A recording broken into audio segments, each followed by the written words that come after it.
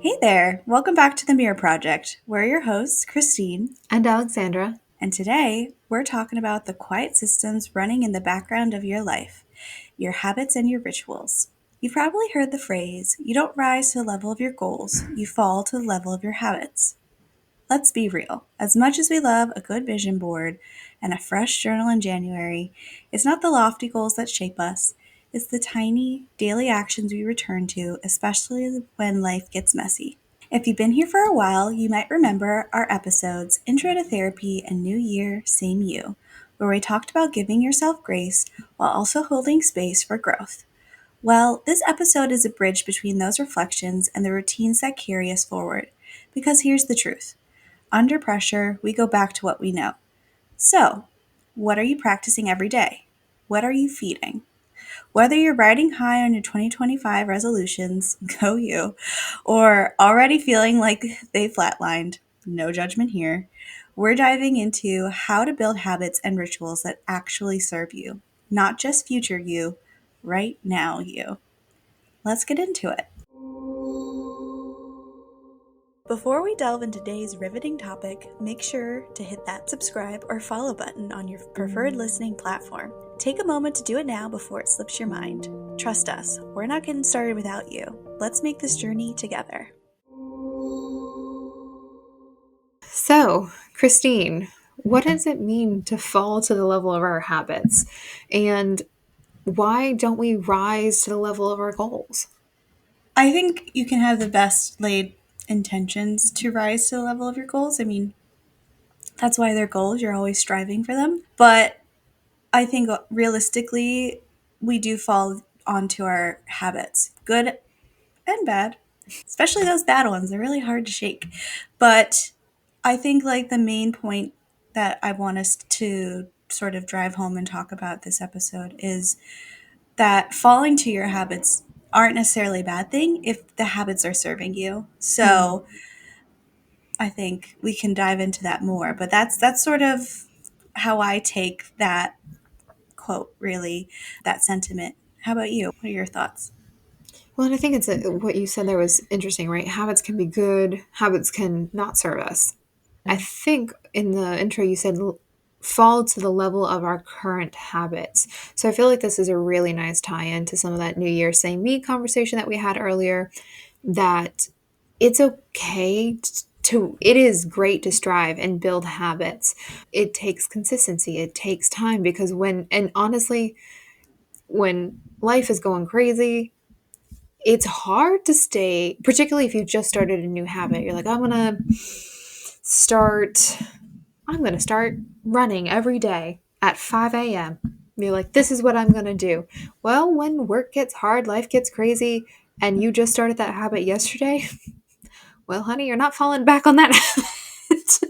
So, I think it's really interesting, right? And it brings up, like, under pressure, what do we want to change? What do we want to rise to? And will our current habits really truly serve us in getting to our goals when Yeah. things aren't going smoothly? And it's hard to think about and try and tackle, like, especially if you're well into your, like, life here, it's not always easy to rewrite those habits. You've been doing them for a really long time.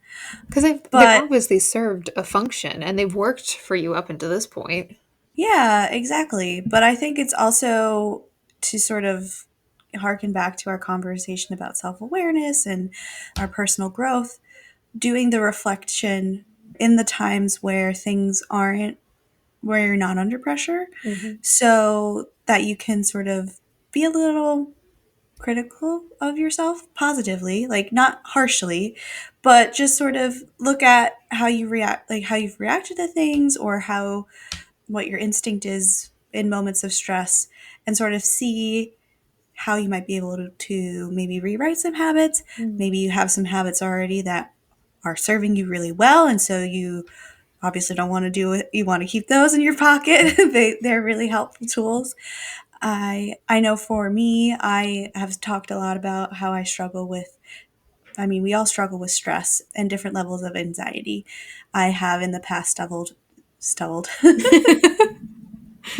I have in the past struggled with like high levels of anxiety, and it taught me a lot going through that. I think I talked about that in the last episode. But it's also helped me and served me in a positive way because I now have tools in my pocket for when life gets hard, and it inevitably does. And let's face it, it mostly is hard. I think another interesting point, right? Like, instead of rising to the level of our goals, and goals are amazing, right? This is what we're striving for. This is, I think, for me and probably many others out there, like, it's what kind of drives us somewhat. We're like, okay, Hmm. we're striving towards a goal in work, in a relationship, in social situations, friendships, family, anything. Right. And sometimes those goals are very lofty, which is wonderful. But as like we sit and review, like, what are our current habits, where are our goals, and do they really align? And absolutely, at any point can we just change and go, okay, maybe that goal no longer serves us and this habit doesn't serve us. But if we're trying to blend it together, maybe setting not smaller goals but measurable milestones along the way can help. I don't know, maybe bridge that divide sometimes when our current habits and our lofty goals just aren't clicking. Is that Does that derail us, or? I don't know if it will derail us. It would be something to get used to for sure. I think also this is very personal. Like what works for one won't work for another. People struggle in different ways. I struggle Mhm. with anxiety. People I love in my life struggle with depression or addictive personalities. And, you know, those are all pieces to the puzzle of yourself, right? And examining the habits you currently have, how you're coping with day-to-day life, how you cope when you're under stress, like those are all really good things to reflect on. And honestly, you can do an exercise with yourself in obviously moments of clarity and not high stress where you sort of try and sort of see, okay, what habits are serving me, what habits are actually sabotaging me, and how can I make those small changes? Because I think, like you said, looking at goals, they can be really aspirational or they can be really small. So I think that's really a great place to start. So I just wanted to touch on that so that anybody who's listening to this conversation can understand. But we see you where you may be coming from, what you may be struggling with, and there are ways to sort of set yourself up for success. And the most important thing also is to have a support system as well. That's a really good thing to have when you do have those difficult times in your life pop up. How can we tell the difference between habits that serve us versus those that sabotage us? I was trying to touch on that a little bit. Like, ultimately, like, whatever's not doing you what anything that's doing you more harm than good is something that's sabotaging you. And things that help you, habits that help you in your day-to-day like life and getting you from one day to the next, those are serving you. Those are things that you can build on. They're great foundations. And once you identify what isn't serving you, you can try and start to think critically about how you can make those small changes to help yourself, help your life, help you deal with stress, all those things. Do you think that there are any habits that on the surface look like they're serving you, but may actually have kind of an insidious tendency to derail us, or to maybe not serve you in the way in which you thought it would? Definitely, I think for I can speak for myself and how I the habit like touch on a habit in particular of mine that on the surface I think helps me in the moment, but does me can cause me harm whenever I'm sort of confronted with stress or confrontation in general. Like sometimes that triggers in me, like my response is to shut down, Mm. sometimes disassociate, sometimes it's a protection mechanism, and obviously it serves a purpose. However, it doesn't allow me to always properly express myself in moments of stress. I think a lot of people, anyone listening, can really relate to being overwhelmed at times. And that, people react in different ways to things that overwhelm them. And for me, and as I mentioned, that's particularly, I'm affected by that. And like, I just shut down and I can't process what's going on. And it's only like in times of, only in time do I finally sort of work through things. I was talking with my mom recently. I'm definitely a processor, and there's some people who in the moment can just sort of react and handle things. I'm one of those people that, need to sort of sit with what has happened and figure out how I feel about it and how it's affected me. And yeah, so that's just one example I can give based off of my own personal experience. But is there any other examples that you can think of? Mm. I'm thinking of when I was finishing up my MBA, right? Like that last semester was hellacious, and I thought it would also be a good time to start stacking habits, right? I think I had recently listened to Atomic Habits over the summer, and I was like, oh, I'm gonna get my life in order, right? And I'm gonna do this all at the same time. So it's my habit to try and tackle a lot of things all at once. And I remember during that, I was like, okay, I was working on building consistency with working out and all that stuff, and I decided, I was like, oh, I'm gonna try running or something like that. And that habit did not stick. Surprise, surprise. To anyone listening, Alexandra is not a runner, but it led to a really interesting conversation. And I would say it was like a couple weeks of me at lunch going out for, uh, when I say run, I mean jog. There was some light sprinting, light running, because again, I had not been running in a while. And a coworker stopped me in the elevator. He's like, "Oh, I noticed you've been going out to run more recently. Are you a runner?" And I said, "No." And it brought up an interesting conversation in the sense of, he's like, there's sometimes a correlation. I don't know if it was like psychologically, but sometimes people pick up habits like running when they're really stressed. It is in a sense that they are running from their problems. Like, I mean, yes, it's in physical exertion. And I was like, oh my gosh, I think in that sense, he was right, because outside of that semester, I was like, I have no desire to pick up running. This is not something I'm like, you know what? I'm going to become a runner. That it really was, on one side, could be a habit that would serve somebody else very, very well. Like, running is good for them, they enjoy running. But for me, it on the surface, like, okay, yeah, you're getting out this energy, but in some sense, I was just prolonging the problem because I was running away from the thing I needed to do, rather than, you know, deal with it, or like just find a different way to change my. So I think in that sense, some habits, some behaviors that are billed as good, healthy, will serve you, can become a little bit, not sabotage in a way, but kind of like almost keep you from where you need to go, particularly if after that stressful period of time, it just kind of falls to the wayside. But I think in that sense, I think that's a habit, at least one I can point to right now, that I think is, on the surface, may seem like, oh, this is a habit that'll serve you. It'll help you get rid of Right. like excess energy.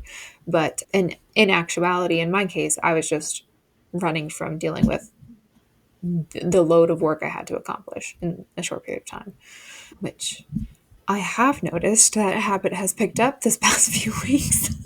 I was like, oh, hey, I'm like, do I want to add in jogging and running? Because I'm like, oh, this is a great different way to work my body. Or is it more of like, well, I'm really stressed at work, and other things are going on, and coming up to a busy time of year, that I'm like, all right, now am I just running from my problems? So that's a conversation to dive into another time. But Right. in that vein, why do you think New Year's resolutions often fail? And what role do our habits or people's rituals play in those new resolutions, failures, and successes?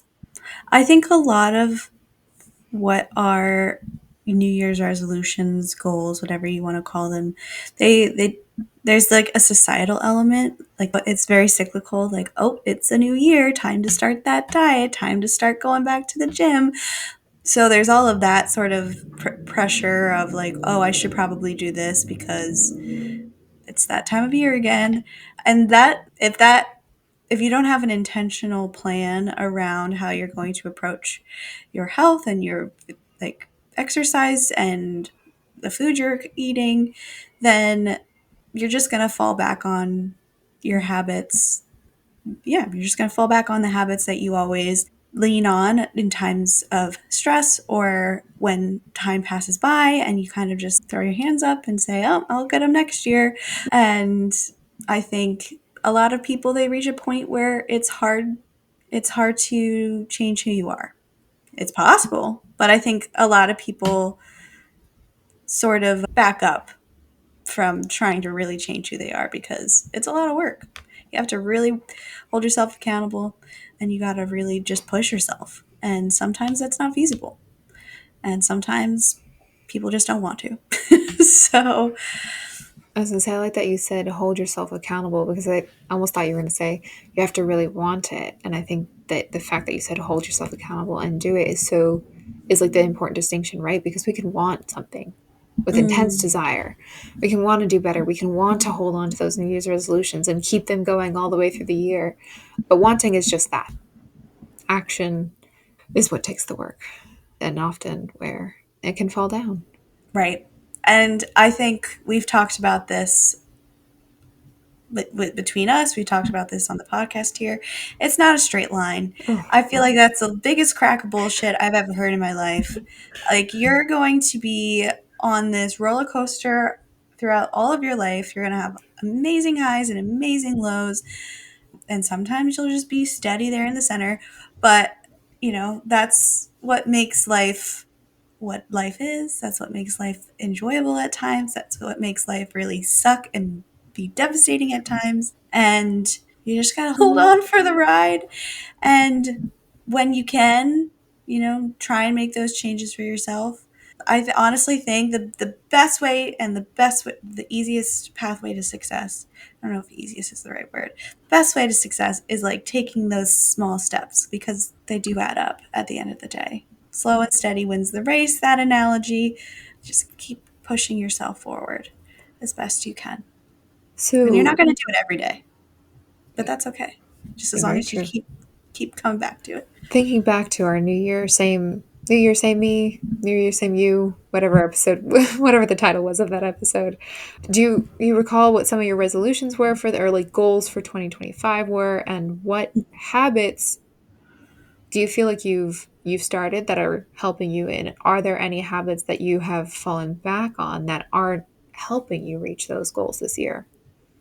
It's a great question. I feel like last year I had such clear goals for what I wanted 2024 to be. And this year has been a good year. I will say that.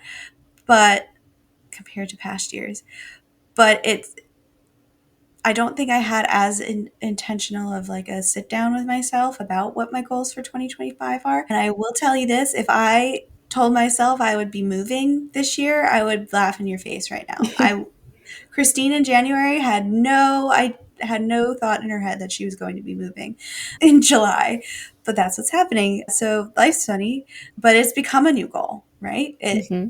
with reflection and over time, I realized I was ready for a change. I think also too, like, of course, January is a great time to set goals. It's the start of a new year. It only makes sense, but also it's okay to set goals for yourself throughout the year. Things change, and how you felt in January might not be aligned with how you're feeling now in June or when this episode comes out in June. So, You'll yeah, be halfway through the year. Yeah.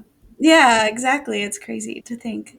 But yeah, to answer your question, I feel like I'm not the best person to ask in terms of the goals I set for myself in January. I will say the habits that do serve me have been really helpful in managing stress and my anxiety because there has been times of high stress and high anxiety in the last several months. So that's been very helpful. I Are you comfortable sharing what some of those habits are for anyone else who might be dealing with stress and looking for new ways to cope or manage? Sure. I might have shared before, but I'm a processor, as I said. I like to talk things out. It helps me just sort of process what I'm going through. It also allows me to communicate with my loved ones. In particular, there's been like a lot of things going on at work. We're working on this project aside from our what we're already doing, like running the business. So that has caused a lot of stress, anxiety, some tension. We're getting into the summer. There's a lot of things that are still up in the air, and it's sort of like a time where when it rains, it pours, and it's pouring in some regards, but it's not necessarily affecting me all that much. But yeah, the best way I've found to sort of deal with my stress and anxiety is to just talk it out, whether that's to a person, whether I literally just sometimes I just like hit record on my phone and talk as if I'm talking to a person. I don't usually go back and listen to it, but just like that exercise, it's like an audio diary, or I write it down, or I write it down. Those are sort of my go-to tools. And then when, I start to really struggle and maybe a panic attack or anxiety attack is building, I now know how to recognize like my physical symptoms when they start to manifest, and try and do exercises to help sort of alleviate the stress. Just focus on your breathing and try and block out any external, focus on what's in front of you. Those really help me in those moments. So I hope maybe that might help you, if or maybe you're already doing that. Maybe you have something better that you want to suggest. I'm all ears. I could use all the help I can get. So yeah. Do you feel that you have your current habits, do you feel like any of them aren't supporting you and getting you to your goals or what you're striving for?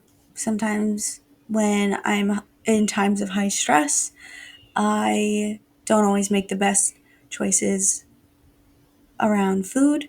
I mean, how you fuel your body is really important.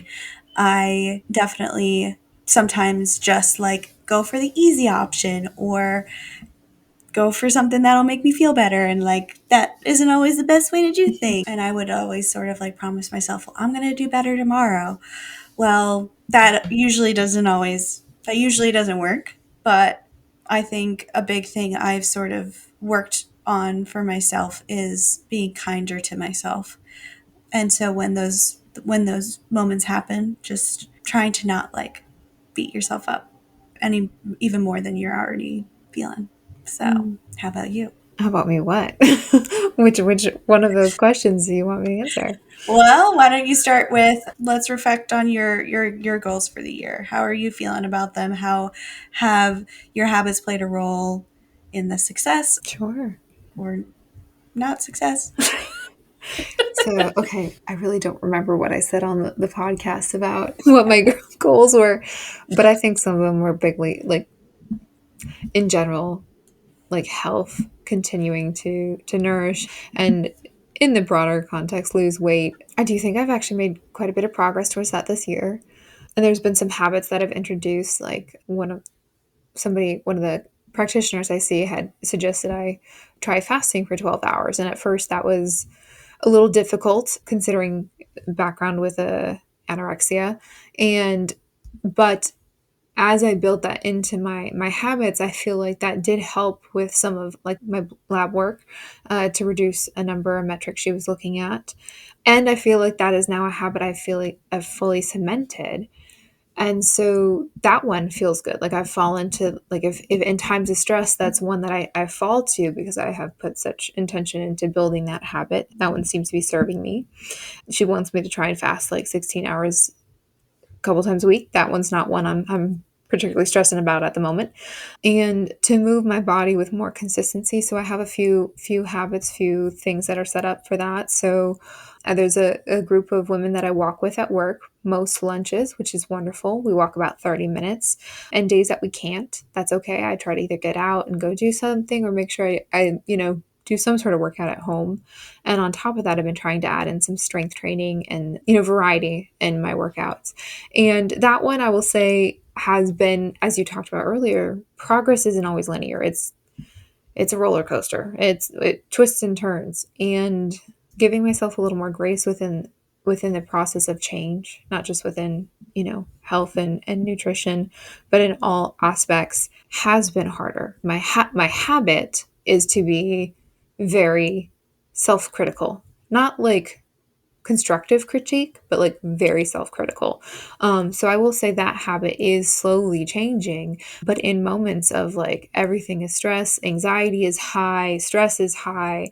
I do notice myself, the initial thought is to revert back to like, oh, I should have done more. I should have done better. Why did I say that? I shouldn't have done that. This is too much.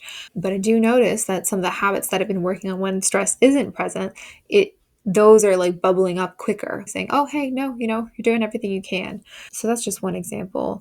I do feel like an intention was to work on my personal business this year, and that one's taken slow, steady steps. Is it as fast as I would like? No, I think a new goal that I'm probably adding, midway through the year is to work on patience, to not want to be 0 to 60 right away. So that one's where I kind of fall down a little bit sometimes when I'm stressed or, it's just like, why isn't it here yet? Why haven't I mastered this? Like, so that one's one that definitely current habit is to just go back to it should be done. So that one's not serving, but I think that's kind of where I'm at. What are some habits that are not serving? Weirdly, okay, so sometimes I think when times are stressful or I'm like noticing, I'm like, oh, I want to change, I want to do this. I think sometimes I can fall too heavily into like self-help stuff. Like, Mm. I'm like, oh, I should read this book and this book, and I'll add things to my plate versus just say, whoa, this is a stressful time. You want to change this. Let's come back to this. Pick one thing, go from there.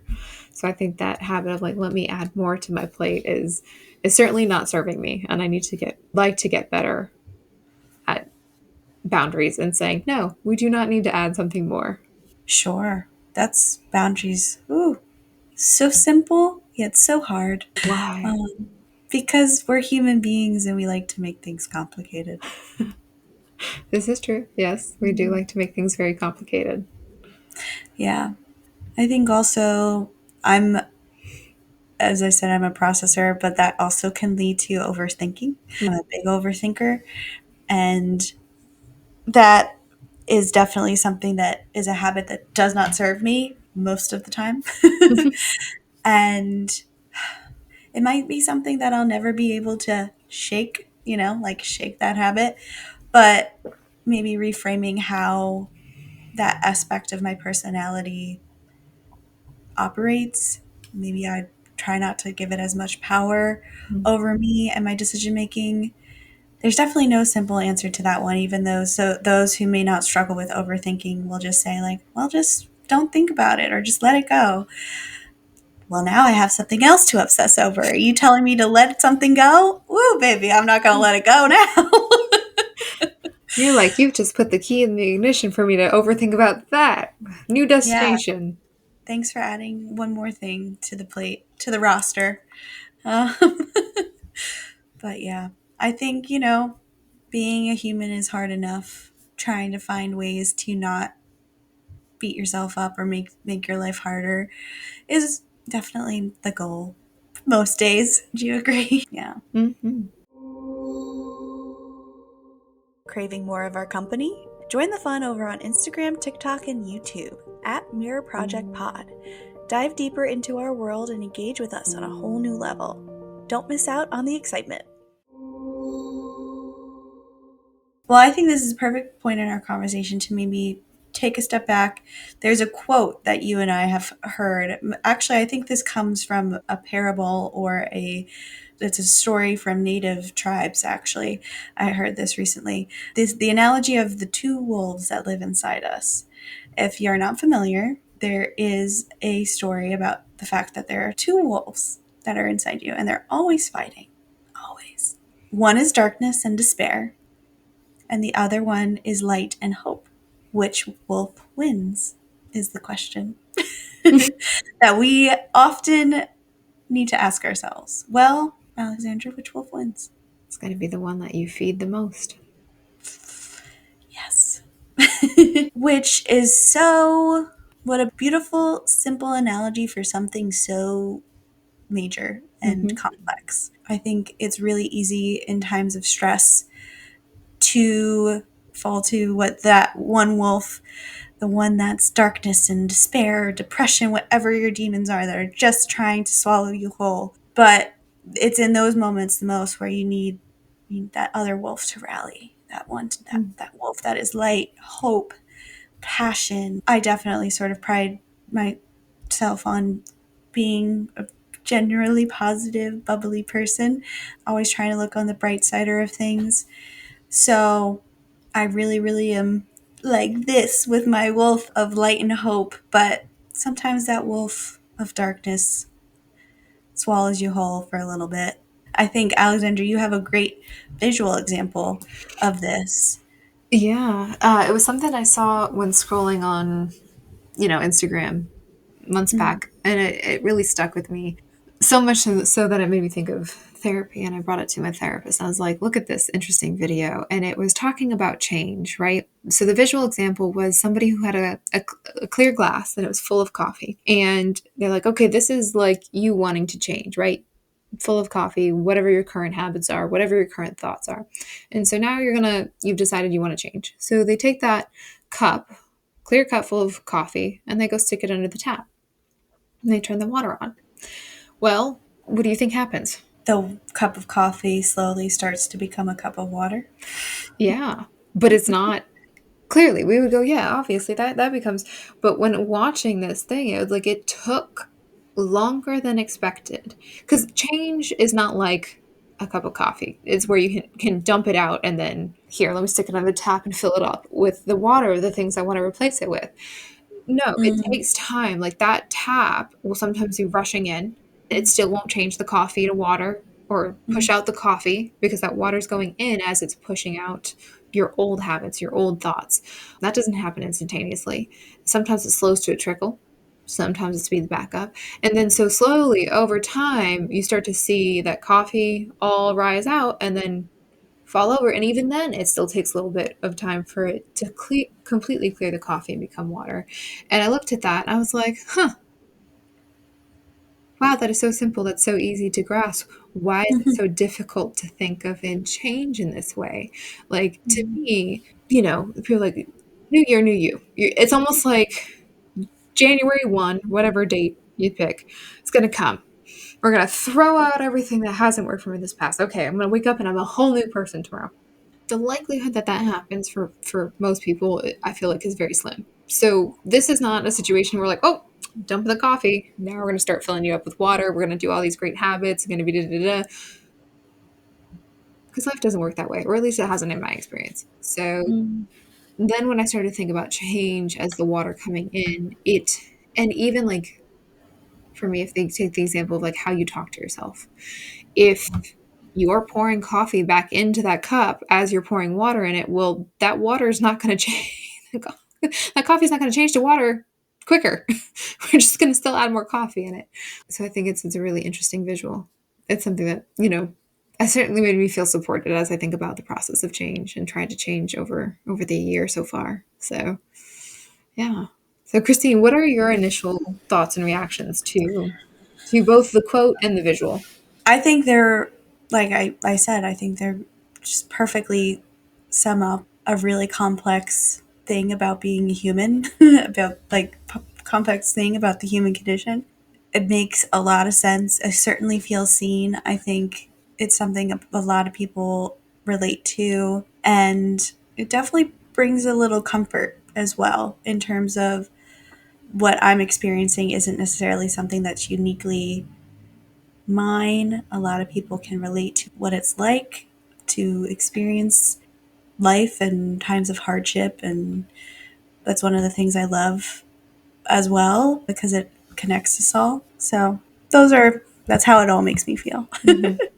And I guess from here, why don't we sort of talk about how setting intentional rituals, they don't have to be big, for yourself that are easy to do, that you can adopt as a daily practice, especially for those moments when stress or when you're struggling, to make those habit changes big. What do you think? Any suggestions? Before we jump into that, I kind of want to go back because I had a thought about the visual of the wolves, or Sure. the story of the wolves, real quick. And you mentioned how you really do feed your positive light hope wolf a lot.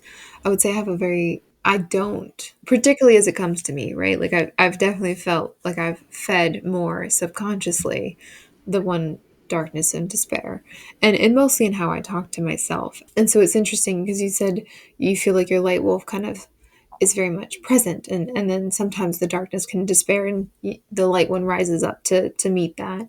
And I feel like I've malnourished the light wolf for a very huge part of my life, right? Like I've spent so much time on the focus on the negative criticisms, the things I don't like about myself, and the constant reiteration of that in my thoughts. So as much as I'd love that light wolf to just come up and say, "Oh gosh, no, stay back. I'm keeping you at bay." It's very much, I think it goes back to giving yourself grace. Like, okay, things don't necessarily change overnight, and it's okay to still not think so highly of yourself while still trying to change. So definitely trying to feed that wolf, that light wolf for me, enough that she becomes strong enough that she can more easily stand up to the despair and darkness when it comes in. So I think that's just really interesting because I think one, as you feed one, the other isn't being fed. So it's everything in balance, right? And I think I've seen an image of like this where the wolves are almost curled around each other like a yin and yang. So it's just kind of cool. But that just made me think of that because yeah, sometimes we just even need to start feeding one wolf over the other because the other one is just like, I'm sitting here and I can't even, because I have nothing to give. I'm all tapped out. But setting intentional rituals and practices. I think in some ways, like you mentioned, it's starting small, particularly if anyone has the experience of like, okay, these lofty, I'm going to do this habit. I'm going to start getting up at 5 a.m. every day and I'm going to go work out. Well, that's a compound goal, right? That's you're going to get up at Mm-hmm. 5 a.m. and you're going to get your ass out of bed. And then Mm, you're right. also going to get yourself working out. So, in some sense, to me, I think, what is a realistic goal? Is it a realistic goal that I set my alarm at 5 o'clock and no matter what, I roll myself out of bed? And that's what I do for a while until that Mm-hmm. becomes habit. And I think something that Mm-hmm. was impactful for me as I was reading like Atomic Habits, like small things.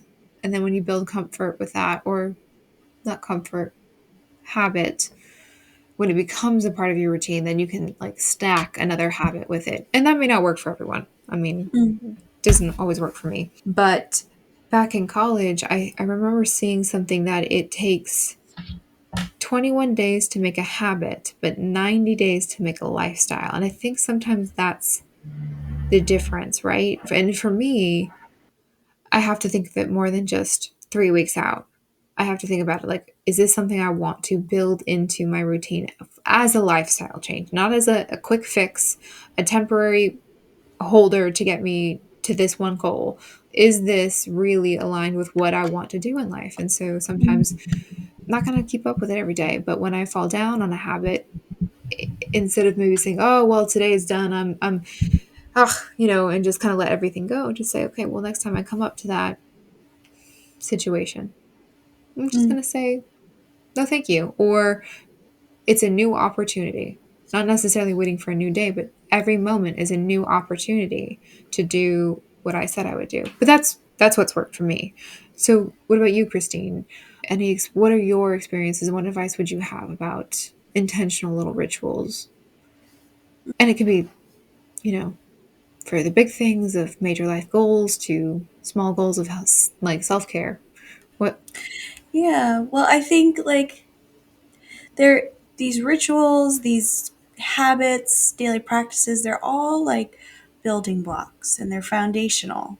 And I think the goal of any one person would be to try and build a strong foundation. And when something cracks, like addressing it and trying to repair it or replace it or whatever. So looking at your habits and your rituals in that light as a way to help build you up will definitely help reach any sort of loftier goal you may set for yourself. And I agree wholeheartedly, like how you just laid out that one goal of, I'm going to get up at 5 a.m. every day and go to the gym. That's not just one thing, that's three separate things just in one sentence. So I think you're totally right. If your goal is going to be getting up at 5 a.m. and going to the gym every morning, then start with one piece. Start with waking up at 5 a.m. And if you feel like that is a goal you can achieve on a daily basis, or 5 or 6 days out of the week, then moving on to step two, getting out of bed. Okay, you've gotten up at 5, you're getting out of bed shortly thereafter. Like literally taking it one piece at a time and really allowing that to become part of who you are, but of what your daily ritual or activity is like. That unfortunately is never going to be my goal, but I like the thought process, and I think that's really helpful in building up those sort of rituals or habits and being intentional about it. You're being intentional about how you are approaching these habits. And I know for me, things that really work, meditation is really helpful, like a great way to sort of recenter and reevaluate things. I call them like little check-ins with myself. I do them every few months to just sort of take inventory, I guess, of how things are going, how I'm feeling. Sometimes I need to do it more often than every few months. I know right now I feel like I'm in a phase of, I know July is going to be crazy for me. I'm not going to know what day it's going to be. So I'm really trying to set myself up for success here in June of like, okay, this is what I have to do at work to make sure I stay on top of my stuff. This is what I have to do for the podcast to make sure I stay on top of that. This is what I have to do to make sure that I'm prepared for the move come July 16th. And the reward will be I have a seamless move and I move into my new place and feel good. And then the reward is going to Nashville with my sisters. It's very helpful, and I know it's not always the case, but being able to see the light at the end of the tunnel is like very helpful in keep pushing yourself forward, to keep going after your goal. I understand that sometimes that's not possible. If you're somebody who struggles with depression is a very fickle thing. Say fucking asshole depression. I thought you were going to And go with fickle bitch, but that works too. fickle bitch works as well. Fickle fucking asshole. There we go. Fickle bitch fucking asshole. There we go. Uh, I know that's not necessarily something I'm always going to understand. I definitely, something I will hopefully be able to unpack more in therapy is like understanding. I definitely feel like I sometimes am the kind of depression of, I can't remember the term, but like I don't look like, I might not come off to a person that I would be someone struggling with depression because I'm upbeat, bubbly. I try and make sure everybody's feeling great. I'll be honest, this is kind of a tangent here, but we'll circle it back to the foundations here, the foundations of your daily rituals, your habits. They are truly going to be your saving grace in these times of when you're struggling or when things are really stressed and busy. And I think it's also important to remember, like, it's never too late to start. It's never too late to change something. But if you're going to change something, don't underestimate how hard a change is. It's really, really, really, really hard. So Do you think when you're struggling with bouts of depression that you tend to maybe focus more on other people as a way to not? focus on myself. Yeah. It's so much easier for me to help other people than it is to help myself. I don't know why. Something for me to unpack in therapy. A habit to work on changing. Which, what you were saying, you can never, you can change anytime, you can start at any time. I think that's a wonderful tie in back to our episode about resilience, right? Because I think Mm. a habit that we can all build that will serve us well is resilience, right? Like things don't, as we've repeatedly said in this episode, things don't often go exactly the way it plans, and stressful times happen in everyone's life. But are we people who just, oh, it didn't work today, so we throw in the towel, that's it, I'm done. Mm. I tried. Or do we say, wow, that didn't go off, and man, did I fall down on those habits, and go, however, I'm going to pick myself back up. We're going to try this again. Okay, I'm going to not be knocked down another time. Pick myself up, dust off some dirt. Okay, let's keep going. But I think that also takes, like we had talked about in that episode, resiliency is a practice. It's a habit. It's a habit that Mm. takes consistent application. And I think Mm. that's the thing, right? Like, I think there's so many books out there, and Atomic Habits being one of them. And I really enjoy that read, but it's almost, I would say, sometimes I feel lied to, right? Oh, Mm. making a new habit, it's easy. You just do this step, you do this step, this step. And you're like, no, it's actually really fucking hard sometimes, particularly if it's a very worthwhile habit to change and make that you want to do. So, Yeah, absolutely. and I think for me, when something that I struggle with is rigidity for many different things that we have talked about on this podcast, from the uber self-critical aspect of myself to the eating disorder, and like being super rigid with habits is one of those things that does not is actually sabotages me, being super rigid. But that's for me based on my experience. So being a bit more flexible, learning to go with the flow, and just saying, that didn't work today. We're gonna leave it. Yeah. We're gonna leave it there. That didn't work today. The next moment something comes up is a new opportunity Mm. to try that habit again. Yeah. Well said. I think a great sort of segue and thing for us to talk about is, on that note, when is a good time to do a habit change? And when isn't a good time? I feel like it's probably pretty obvious, but Yeah, I feel like we've definitely covered when is not a good time to do that, and that's when you're mm, stressed, when shit has yes. hit the fan, nothing is going right. That is not the time to be like, you know what, I'm done. We're gonna be a new person tomorrow. All new habits galore. Because I think that one is just setting yourself up to fall off a cliff of, failure. Right. Finally. And if somebody can do that out there, please let us know, because what is superpower and how did you make that happen?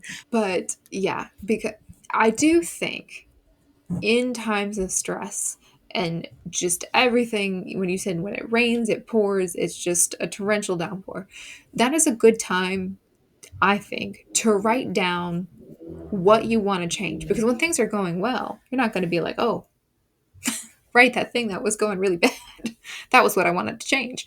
I think that's a good time to write it down, let it go, and come back to it when waters are calmer.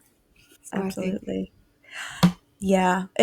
I feel like this in particular is pretty much a no brainer. And I think your point exactly of writing things down when things get really stressful, also showing yourself grace, being kind to yourself. It's really hard coming from a person who is way nicer to others than she is to herself. Yeah. And when you do fall back on a habit, like it's trying to remember, like, it's not the end of the world. Things mhm, happen, life happens, shit happens. And it's just an opportunity for you to try again next time, try and be better next time, or reevaluate and like see what you want to change. mhm, So, yeah. yeah. Particularly, I think if somebody struggles with anxiety, I think anxiety can be a bit like a hydra in many ways, right? Like you can have anxiety in one topic, and you're like, okay, well, I'm going to switch gears. I'm not going to think about that thing that is causing me that anxiety. That's causing me to spin up. Okay, so we're going to switch gears. We're going to go over here. Well, suddenly I have not dealt with that anxiety that was sitting in my body, or the root of that anxiety. And now suddenly that anxiety is spreading up over here. So if Yeah. anyone is struggling with anxiety and desiring to make new habits, Mm. that's okay. We're here with you. I mean, like it's definitely a challenge.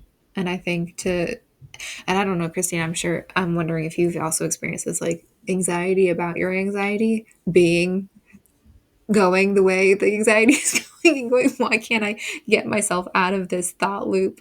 And then I'm like, I'm anxious because I'm so anxious. Why am I so anxious? Like, why am this is just causing more anxiety, and it feeds into itself. Uh-huh. It's really Yeah. I was something else. what was I talking to my therapist about? Oh, I was talking about something. So I don't know if I've ever mentioned it here, but I have a tattoo on my rib cage. It was the first tattoo I ever got.